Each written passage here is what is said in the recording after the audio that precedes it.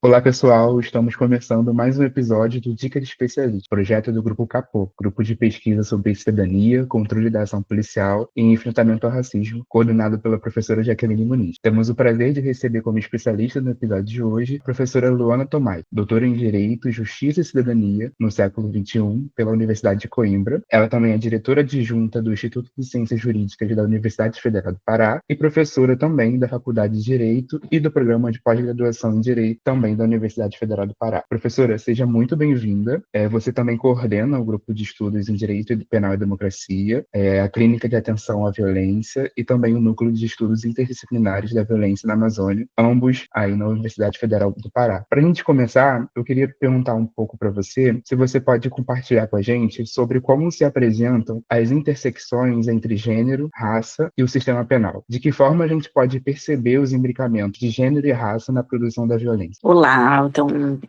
uma imensa satisfação estar aqui participando dessa atividade, espero poder contribuir.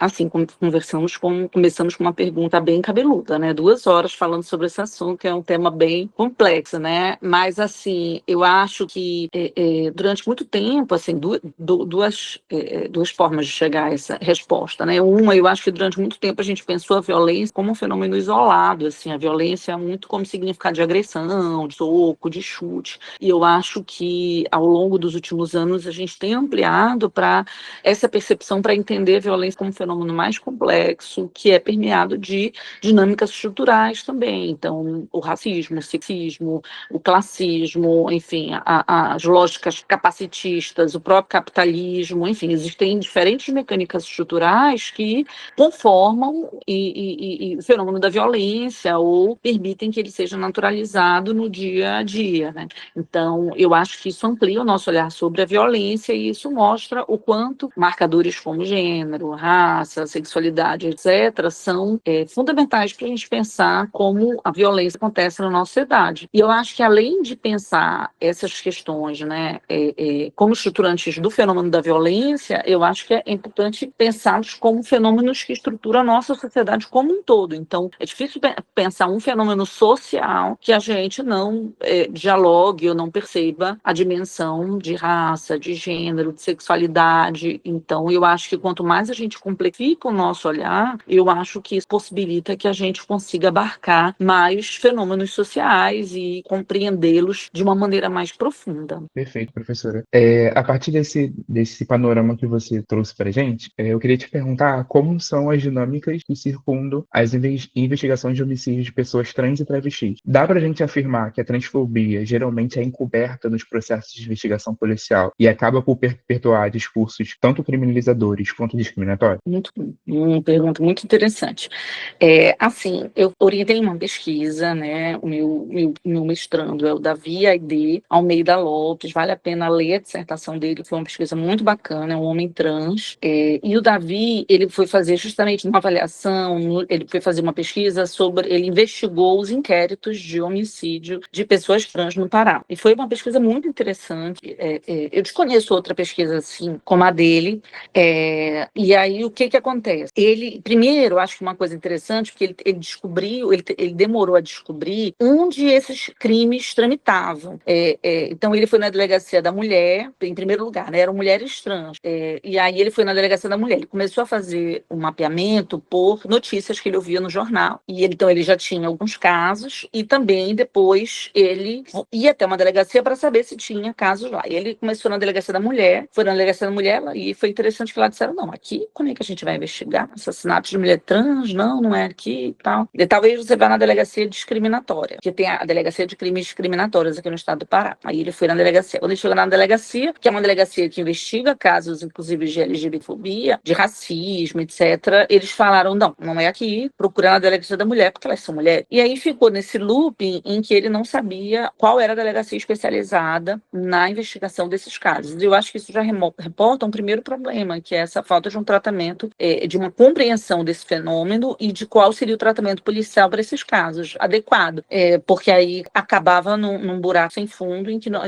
era difícil mapear onde esses crimes estavam. E aí ele foi para a delegacia de homicídio, foi na delegacia principal, não encontrou, até que ele conseguiu achar alguns casos via corregedoria. Então, ele teve um caminho muito tortuoso para achar esses inquéritos, o que eu acho que já revela também o caráter, digamos, transfóbico, racista do sistema, que invisibiliza esses casos. Aí, uma outra coisa que a gente achou interessante foi, investigando os inquéritos, como boa parte dos casos de homicídio estavam escamoteados por outros discursos. Então, havia, por exemplo, muitos dos casos, a pessoa morreu por relação com crime organizado ou relação com as drogas. Então, quanto à narrativa da guerra às drogas, mesmo nesses casos, acaba também servindo ali para escamotear as situações de violência, para impedir que elas sejam investigadas. Então, inclusive, ele conversava com alguns policiais e perguntava, bom, e os casos de assassinatos de travestis? E aí muitos diziam, não, é tudo com tráfico, é tudo com crime organizado.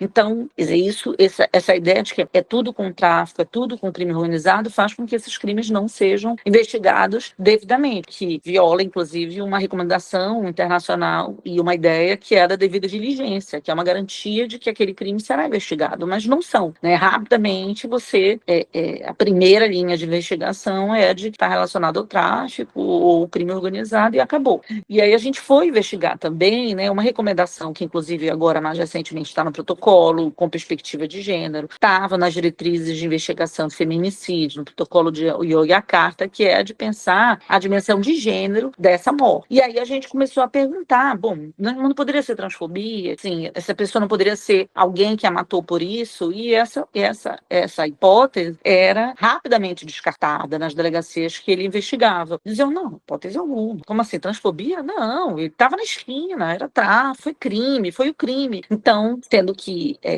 no inquérito policial apareciam relatos de testemunhas que diziam, por exemplo, que era uma pessoa que tinha uma relação pessoal, por exemplo, com ela, ou que era uma pessoa que já tinha perpetrado ofensas anteriores. Então, havia ali um indício que poderia ser uma outra dimensão de violência, mas isso nunca foi sequer mencionado. Então, em nenhum caso, o registro foi de feminicídio, ou o registro foi de que havia um contexto de discriminação de gênero, de orientação sexual, seja o que for. E acho que a investigação, enfim, apresentou outros fios também que nos chamaram muita atenção, também como o Davi trabalhou muito com a ideia da Butler, né, da precarização da vida, enquanto mesmo na morte há uma precarização de tal modo que, assim, nem sobre a morte essas pessoas têm controle, porque, em regra, quem vai primeiro socorrer são amigos, familiares, etc., em quase todos os casos que ele investigou, são amigos, né, os familiares não aparecem no primeiro momento, e aí depois os familiares aparecem numa lógica de higienização daquelas falidades, de alteração. Então, começam a dizer que ele não era,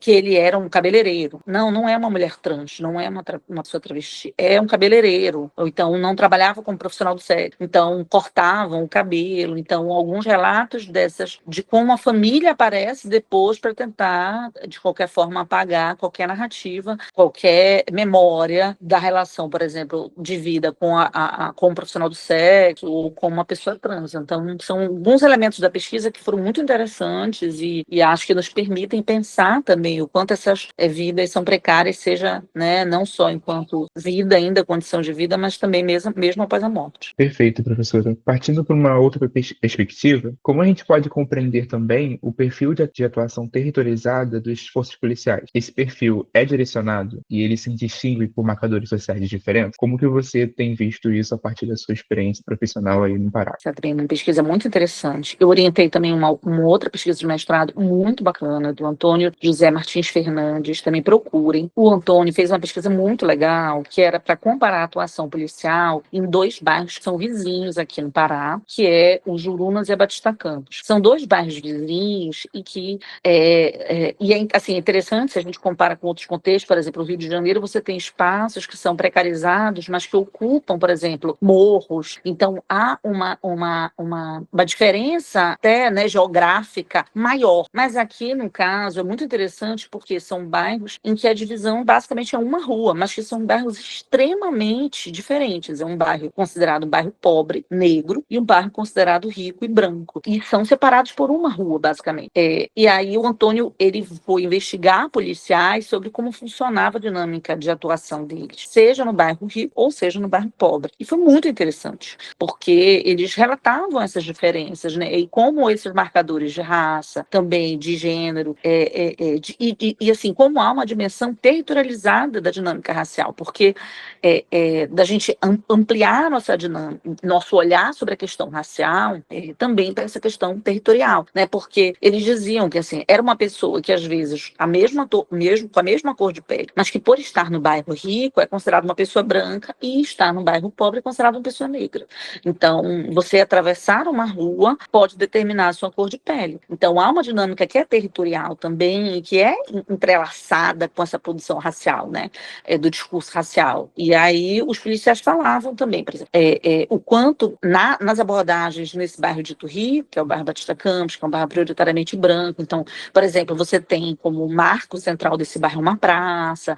Então, as pessoas elas fazem Cooper de manhã, aquelas pessoas aparecem aquelas pessoas andando com babás negras vestidas de branco e os carrinhos de bebê, bem assim. E aí, como é a abordagem policial nesse bairro, como é a abordagem no bairro dos Jurunas, que foi um bairro que conformou aqui como um bairro que tinha um presídio, e agora esse presídio foi desativado, mas era um presídio no centro da cidade. E durante muito tempo era um bairro marcado pelas fugas, já fugiu o presídio, e aí as pessoas entravam nas casas. Então tem essa dimensão também histórica de conformação. E do projeto amazônico, que é um projeto de higienização da população, porque aqui na Amazônia é interessante, se a gente compara com o Nordeste, por exemplo, que as áreas mais ricas são as áreas na beira da praia. Aqui as áreas mais pobres eram as áreas à beira do rio. Então, agora há um processo também de gentrificação da cidade em que se quer tirar essa população pobre dos rios, né, para se construir os hotéis, mas durante muito tempo não. A população pobre era essa população margeada, né, às margens em vários sentidos. Então, o Jurunas é um bairro também mais próximo do rio, portanto, um bairro também mais pobre, enquanto a Batista Campos já vai chegando uma área mais urbanizada.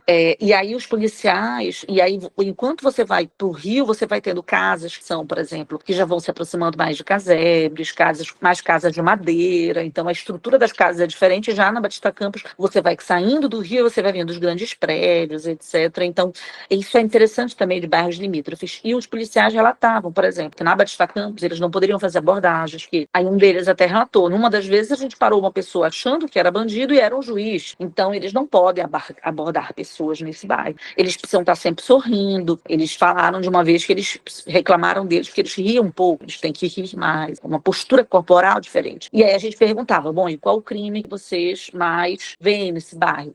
Crime patrimonial, que é ladrão. E aí você vai para os Jurunas, que é esse bairro dito negro, dito pobre, a abordagem já é diferente. Eles falaram que ele lá não pode brincar, que eles têm que ir com sangue nos olhos, que eles têm que ser um bairro em que eles... E é interessante porque o Antônio, né, que é essa coisa da pesquisa, a gente tem às vezes ingenuidade de achar que a gente vai abordar policiais, ou seja, quem for juízes, promotores, e vai perguntar o que você sabe do racismo? Sei lá, o racismo determina a sua atuação e a pessoa vai dizer, sim, eu prendo pessoas negras. Mas isso não vai acontecer, né? Tem até um texto interessante da Teresa Caldeira também, que é muito interessante sobre o crime na cidade, que ela vai falar, né, nessa pesquisa dela, aparecia muito a ideia do baiano. Então, quando você queria falar que era uma pessoa negra, você não fala raça. Você não fala uma pessoa negra, você fala o baiano. E aqui, eles não falavam uma pessoa negra, falavam uma pessoa dos Jurunas. Então, tem que tomar muito cuidado com a pessoa dos Jurunas. E aí os policiais falavam, a gente vê quando uma pessoa dos Jurunas entrou na Batista Campos. Então, quer dizer, como se a pessoa levasse a sua marca territorial, que é uma questão racial também. Então, e lá, qual é o principal crime?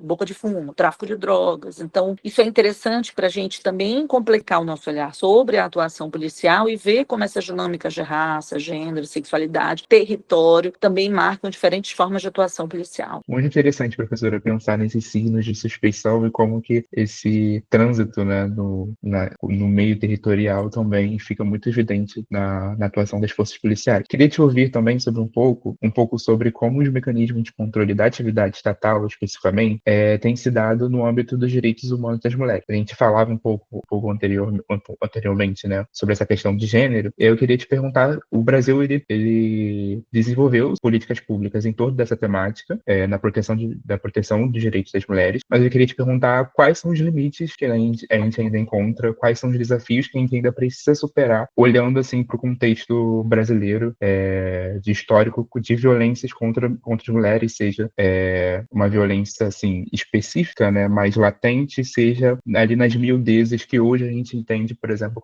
como violência psicológica, violência patrimonial, que antes não eram consideradas violências a modo de vista da sociedade, né? Eram outros, se chamavam de outros nomes. Essa construção do que é uma violência também foi mudando ao longo do tempo. Então, eu queria te ouvir um pouco sobre isso. Muito bem. De fato, eu acho que as gramáticas sobre violência mudaram, violência contra a mulher, né? E, enfim, existem vários estudos sobre esse tema também, e acho que é interessante, se a gente for pegar estudos, por exemplo, com a Cecília Santos, ela vai mapear, acho que ela vai fazer com a Miriam Grossi, eu não recordo com ela fez um artigo muito bacana, onde elas vão mapear essas abordagens sobre violência contra a mulher até mais ou menos ali o início dos anos 2000, um pouco até o início da Lei Maria da Penha. E se a gente for ver agora, vamos completar no que vem 20 anos da Lei Maria da Penha, eu acho que esse pós-Lei Maria da Penha também muita coisa já mudou, assim, né? Mais de 20 anos. Então, ao longo do tempo, as gramáticas foram mudando. Durante muito tempo, né, se falava em violência contra a mulher, ali no início dos anos 80 até os anos 90. Depois se vem a disputa pela ideia de violência conjugal. E a Lei Maria da Penha imprimiu essa gramática da violência doméstica e familiar, que é quase um combo Sandy Júnior, né? Então, a violência doméstica e familiar, que às vezes vira uma coisa meio indistinta, você não sabe direito o que é ali naquele espaço de uma violência doméstica e familiar. Ao mesmo tempo que é uma lei que, por exemplo, não trabalha com outras formas de violência. E isso se a gente for comparar, é interessante, porque em outros países da América Latina trabalharam com leis de proteção integral à violência. E no Brasil a gente tem como principal estatuto legal a Lei Maria da Penha, foco na violência doméstica e familiar. Então, você não tem ali a violência no âmbito do trabalho, o assédio sexual, outras formas de violência. O foco é a violência doméstica e familiar, e as políticas foram muito focadas em violência doméstica e familiar. A Lei Maria da Penha é uma lei muito interessante, porque ela vai trazer, é interessante se eu lembro do dia que saiu a lei, porque eu já estudava violência contra a mulher, e eu lembro quando saiu a lei, dos jornais colocarem, assim, agora o homem vai preso. Então havia uma ideia, uma expectativa punitiva de que, com o advento da Lei Maria da Penha, houvesse uma maior prisão, uma maior punição.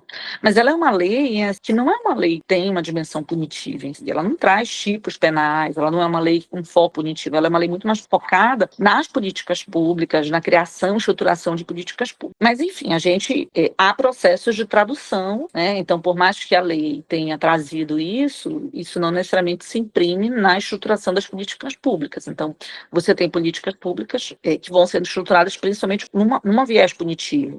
Então, você tem as delegacias, as promotorias, as varas, e você não tem, de um outro passo, o debate sobre gênero nas escolas, ao contrário, uma grande resistência.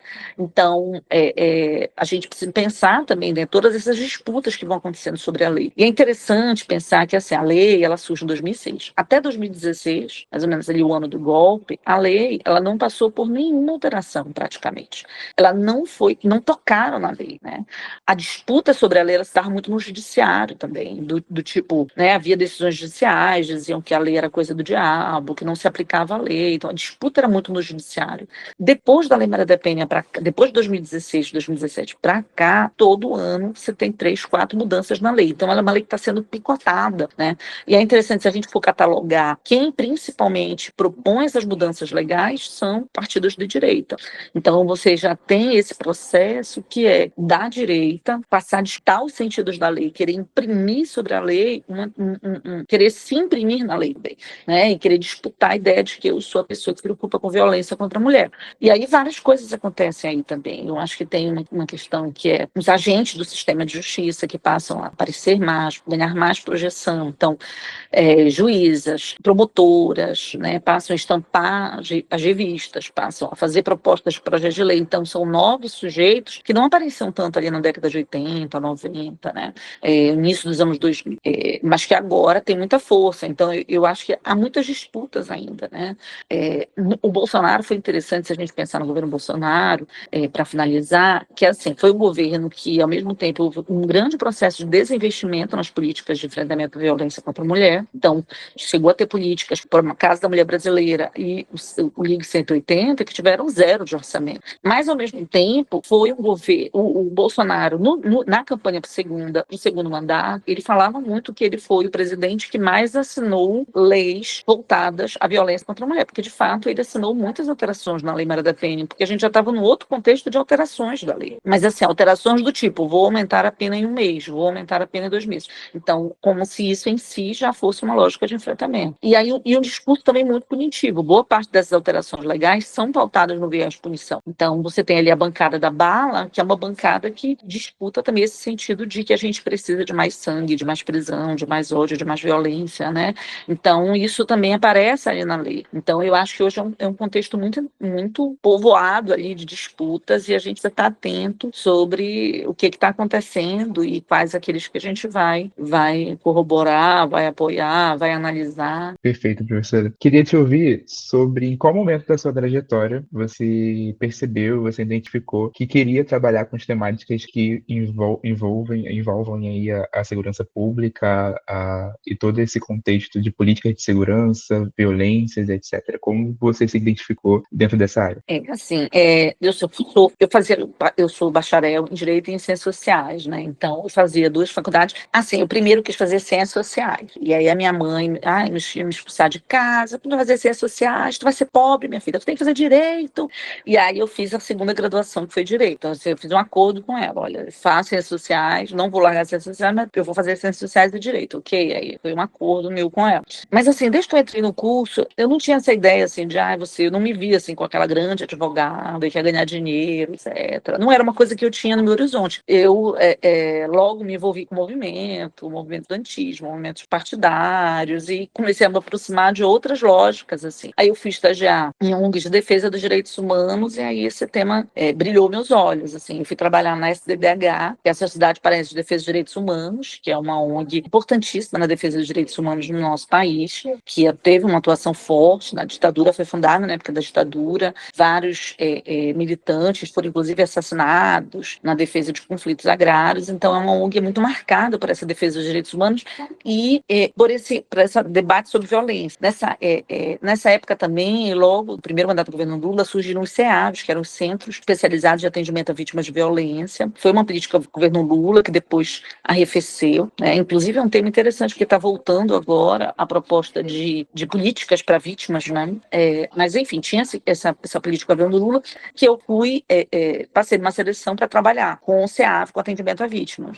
Então, eu fui cada vez me envolvendo mais com esse tema da violência policial, da violência contra a mulher, da violência do racismo, da violência no campo. Então, esse tema foi aparecendo muito para mim. E aí, quando eu entrei no mestrado, eu queria trabalhar com violência contra a mulher, que era o tema que mais me mobilizava. Eu tenho uma vida marcada, eu acho que como muitas mulheres, pela violência. Minha mãe se divorciou do meu pai e tinha uma relação de violência. A minha avó se divorciou do meu avô e tinha uma situação de violência. Então, a minha família tinha muito essa coisa de mulheres fortes que conseguiram se posicionar, romper relações e denunciavam os ex-maridos como ex-maridos violentos. Então, eu queria muito estudar essa questão. E aí, estudei no mestrado.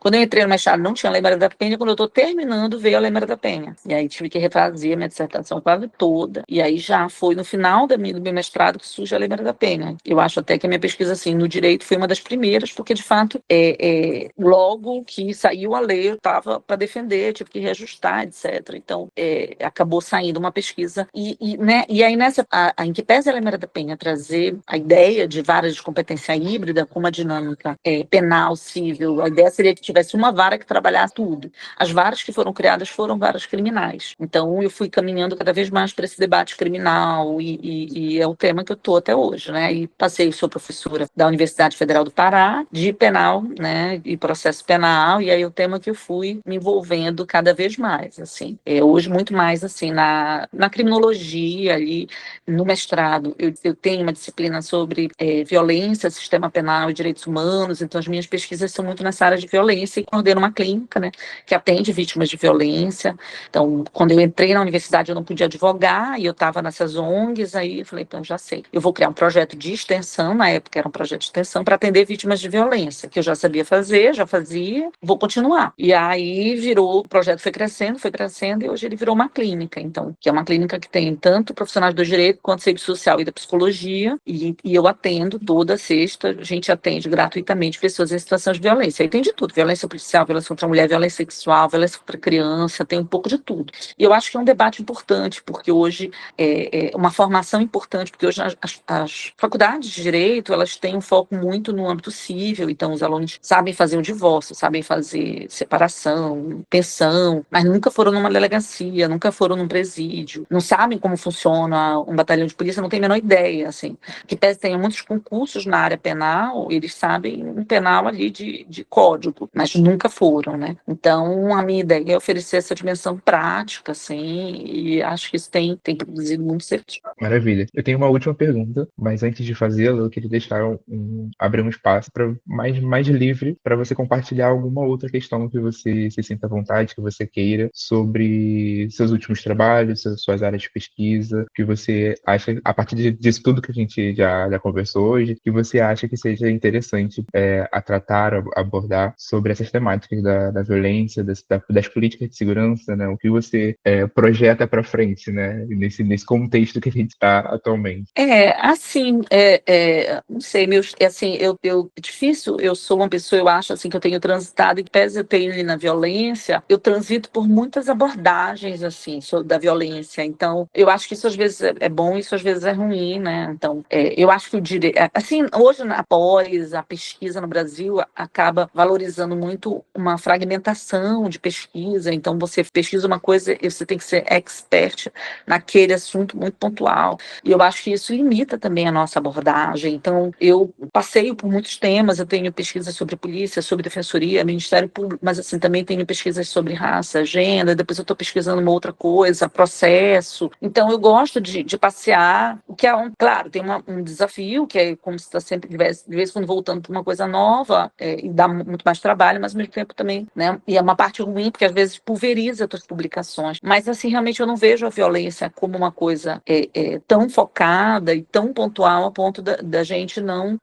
da gente ficar só naquilo. Então, não sei muito para onde eu vou caminhar agora. Assim, às vezes eu vejo uma agenda. Eu tenho agora um projeto de pesquisa sobre o cuidado do nada, assim, porque eu fiquei pensando, poxa, mas aí eu pesquiso tanto violência, eu quero pensar o contraponto do cuidado. E aí surgiu. E eu tinha pensado isso já tem um tempo, e aí do meio agora encerrando meu projeto de pesquisa, saiu a Política Nacional do Cuidado do governo Lula, que foi uma coisa bem bacana. E, de fato, é uma agenda latino-americana. Então, tem me interessado muito de pensar o cuidado, se o cuidado é um contraponto, é uma coisa para a gente pensar ou não no âmbito da violência. Porque eu acho que as pessoas falam muito do trabalho de cuidado em casa, mas é possível pensar outras perspectivas de cuidado. Enfim, eu ando com essa agenda, mas também estou com uma outra agenda de metodologias feministas de pesquisa, que é uma coisa que tem me interessado muito, de pensar como é que a gente pode fazer uma pesquisa diferente, formas diferentes, inclusive de produzir a própria pesquisa. Então, isso é uma coisa que me interessa muito. Eu tenho uma amiga que está me pentelhando e querendo me levar para pesquisa sobre conservadorismo. Luana, bora pesquisar conservadorismo, isso é um tema tão importante. Agora o Brasil, né, o pentecostal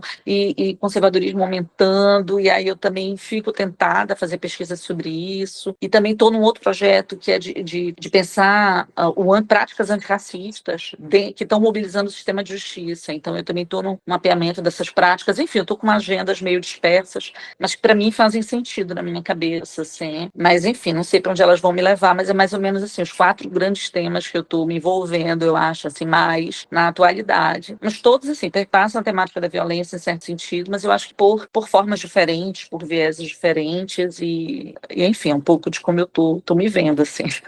Ótimo. Para a gente terminar, professora, quais dicas você daria para essa galera que está tanto na graduação quanto na pós-graduação, de quer pesquisar sobre políticas públicas, intersecções entre gênero, raça, sistema penal, sobre violências, o que na sua perspectiva não pode faltar para esse pesquisador que está iniciante nesse campo aí? Olha, é difícil. Eu acho assim que participar de grupos de pesquisa, participar de projetos é uma coisa muito legal. Então, né, tentar ver se na tua universidade tem um grupo, porque eu acho que fazer pesquisa sozinho também é muito ruim. Ou achar que a internet vai me dar tudo que eu preciso. Eu acho que isso também é ruim. Eu acho que quanto mais a gente conseguir ampliar as formas de olhar para um problema, e principalmente a partir assim, nesse diálogo coletivo, eu acho que isso aprimora as nossas possibilidades de pesquisa. Mas eu sei que para algumas pessoas não é fácil. Eu estou numa faculdade que não tem ninguém que estude isso que eu gosto, então não tem grupo de pesquisa, não tem projeto. A gente sabe que também esse é um cenário brasileiro, né, de aumento das faculdades privadas, muitas vezes sem investimento para pesquisa, etc. Muita gente tem dificuldade e aí aprende aprende mesmo à base do TikTok, do vídeo no YouTube. E aí eu acho que, assim, vale a pena também. Hoje a gente tem fontes importantes de apresentação de pesquisa, então seguir bons pesquisadores e pesquisadoras. Eu acho que hoje a gente tem redes que facilitam isso. Então, mesmo no Instagram, eu sigo um monte de gente que eu gosto. Eu tenho a Academia.edu, que é uma rede de pesquisa, e muita gente que eu conheço publica lá. Eu coloco quase todos os meus artigos no Academia.edu, tenho o ResearchGate também. Enfim, existem redes também, softwares que te ajudam a achar quem está publicando sobre esse tema, então ver o que essa pessoa está publicando. Eu acho que isso ajuda, uma coisa meio bola de neve, de você ler alguém, ler o que essa pessoa está pesquisando. Eu acho que isso ajuda também, né? Ver palestras hoje em dia, né, dessas pessoas. Olha, no YouTube tem tanta coisa, tanto vídeo legal, tanta palestra legal, de qualidade para você ver. E eu acho que, sim, são bons canais para começar uma boa pesquisa, assim. Mas, assim, também sem pressa, né? Porque eu acho que tem coisas que é só a maturidade, só o tempo dão pra gente. Eu acho que a gente também vive numa sociedade tão produtiva que as pessoas, assim, querem ler um artigo, ler um artigo, um livro, ela já quer publicar, já fazer um artigo, mandar para uma e as coisas não são assim. Eu acho que as publicações, elas vêm em decorrência de pesquisas, de diálogos, de eventos, de discussões, eventos legais que você participou, leituras legais que você fez, diálogos com pessoas bacanas que você fez. Então, né, como eu falei, eu estou entrando agora, pensando em conservadorismo, eu anoto uma coisa, anoto outra, mas assim, não vou fazer um artigo em um mês sobre esse tema. Então, eu estou ainda cavucando, pensando. Então, eu acho que a gente também precisa ter esse tempo para que as coisas aconteçam e as pesquisas sejam produzidas com qualidade. Então, pensar o que você vai fazer, como você vai fazer, planejar esse tema, levar os temas a sério, porque acho que às vezes a gente acha que, eu li um artigo, dei conta, e não é. Então, assim, quero estudar polícia. Não tem como estudar polícia e segurança pública sem conhecer Jacqueline Nunes. Ela é hoje a principal referência no Brasil, uma pessoa extremamente crítica, mas também tem uma publicação imensa. Então, buscar a Jacqueline, buscar os textos que ela faz. Então, isso demanda tempo, dedicação, mas é muito prazeroso, assim. Eu gosto, eu acho que muda a gente, muda quem está à nossa volta, e eu acho que a gente tem que ter esperança de que as coisas podem mudar, que é isso que nos move. Assim, eu pesquiso um tema muito sensível, né, que é a violência, e é interessante porque, às vezes,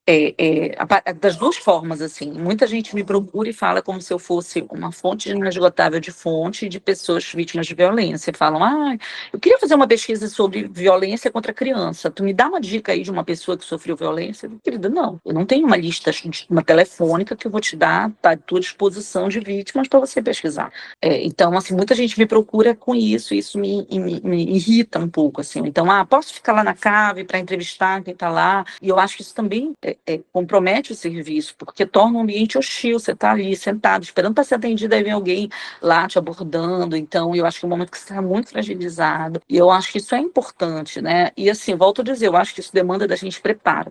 Então, às vezes também já na posição de professora, os alunos ficam, né? Professora, eu quero fazer uma pesquisa com as mulheres, eu quero fazer uma pesquisa com as pessoas que sofreram violência, tal. E às vezes eu pergunto, mas você já leu, já está preparada, se você já tem uma boa literatura sobre o tema, você já conhece as instituições, por que não fazer uma pesquisa sobre as instituições, sobre as políticas públicas ou não? Por que você não faz uma pesquisa primeiro para te dar uma base, sei lá, com as pessoas? Porque eu acho que isso exige diálogo, em especial com pessoas, exige, né? Tanto que nós temos ali lei federal, inclusive, sobre isso, uma lógica ética, né? Então, não dá para você chegar e abordar a pessoa de qualquer forma, fazer uma pergunta de qualquer forma, de qualquer jeito, você quer obter aquela informação. Eu acho que isso exige um planejamento, um pensar, exige um cronograma, exige pela lei submissão ao comitê de ética. Então, eu acho que isso tem que ser feito de uma forma muito mais planejada. Então, às vezes, é bom, antes de você ir para o campo, né, primeiro fazer um bom levantamento bibliográfico, um bom levantamento documental, ver se não existem outras possibilidades de pesquisa que você possa fazer antes,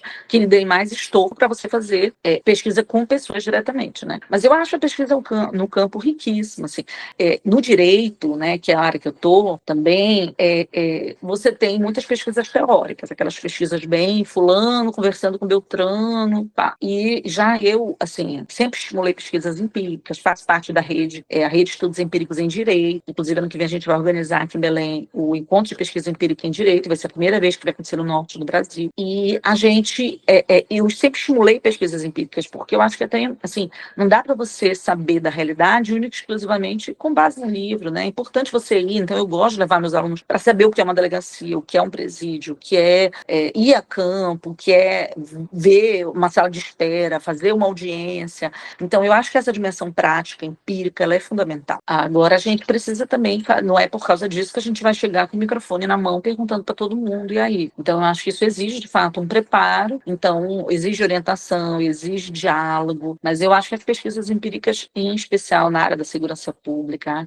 elas são, na área da polícia, na área da violência, elas são essenciais, porque, às vezes, o que a gente realmente vê nas leis, o que a gente vê nos livros é muito diferente da vida real, né? Um exemplo que eu contei foi essa situação do Davi, né? E aí, a gente vai ver artigos e diz, agora as mulheres, os assassinatos das mulheres trans, a Lei Maria da Penha, aí você já imagina que vão ser investigadas nas delegacias. Então, é só você indo lá para saber realmente onde isso está acontecendo, como está acontecendo. Então, eu acho que as pesquisas empíricas, elas são importantes, mas quando se trata de pesquisas com pessoas, é fundamental um bom planejamento, uma boa orientação e os cuidados éticos para também expor as pessoas. Quando eu comecei a fazer pesquisa, né, a gente fazia meio de qualquer forma, né? Tem muita coisa que eu publiquei hoje que até me arrependo. Então, a gente botava o nome das pessoas, a gente falava com as pessoas, chegava mesmo, né? E hoje não, hoje eu já faço, eu já anonimizo, eu já tenho esse cuidado. Então, hoje eu tenho muito mais cautela porque eu também já tenho mais anos de experiência. Então, acho que isso vai também imprimindo para a gente mais